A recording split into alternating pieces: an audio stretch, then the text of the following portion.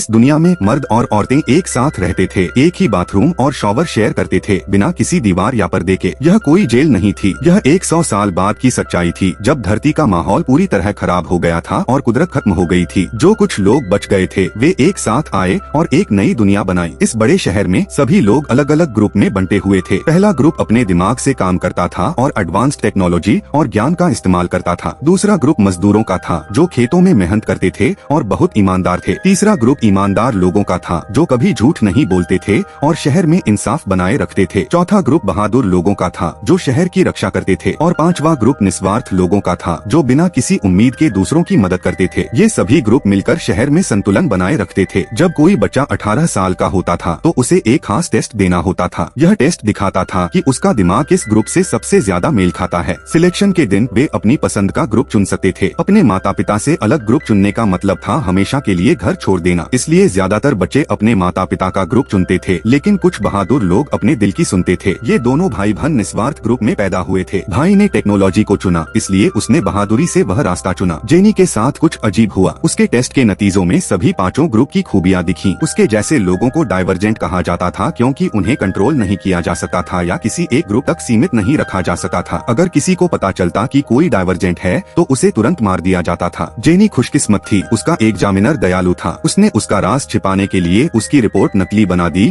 और उसे चेतावनी दी कि वह कभी किसी को सच न बताए। सिलेक्शन के दिन जेनी अपने अंदर जूझ रही थी, लेकिन आखिरकार उसने अपने दिल की सुनी और बहादुर ग्रुप को चुना। उस दिन उसके माता पिता ने अपने दोनों बच्चों को खो दिया, लेकिन उन्होंने उनके फैसलों का सम्मान किया। बहादुर ग्रुप के लिए पहली चुनौती एक ऊंची छत से एक गहरे अंधेरे गड्ढे में कूदना था। किसी को नहीं पता था कि नीचे क्या है और सबके चेहरों पर डर साफ दिख रहा था। जेनी हिम्मत करके आगे बढ़ी, एक पल रुकी और फिर कूद गई। एनेट ने उसे सुरक्षित पकड़ लिया। जैसे ही वह सांस ले रही थी किसी ने उसे नीचे खींच लिया। वह डेविड था, उसका ट्रेनर। डेविड जेनी की हिम्मत से बहुत इम्प्रेस हुआ। बाकी लोग भी नीचे आ गए। उसने उन्हें दो ग्रुप में बांट दिया, एक उन लोगों के लिए जो बहादुर ग्रुप में पैदा हुए थे और दूसरा नए आए लोगों के लिए जिसमें जेनी भी शामिल थी। डेविड ने नए आए लोगों को पर्सनली ट्रेन किया। उसके बाद सभी को हॉस्टल ले जाया गया जहाँ बाथरूम और टॉयलेट पूरी तरह से खुले थे। एक हफ्ते बाद कंपटीशन शुरू हुआ। दोनों ग्रुप ने एक दूसरे के खिलाफ मुकाबला किया। सबसे कमजोर व्यक्ति को ग्रुप से निकाल दिया गया जो सड़कों पर भिखारी की तरह रहता था। ट्रेनिंग में लड़ाई, शूटिंग और स्टेमिना टेस्ट शामिल थे। जेनी छोटी थी और अक्सर हार जाती थी। हर बार वह सबसे नीचे रहती थी, लेकिन हार मानने से पहले जेनी ने तय किया कि चाहे कुछ भी हो जाए वह पास होकर रहेगी। उसने पूरी रात अकेले प्रैक्टिस की। डेविड अक्सर उसे देखता था और सलाह देता था। धीरे धीरे उन दोनों के बीच एक खास समझ बन गई।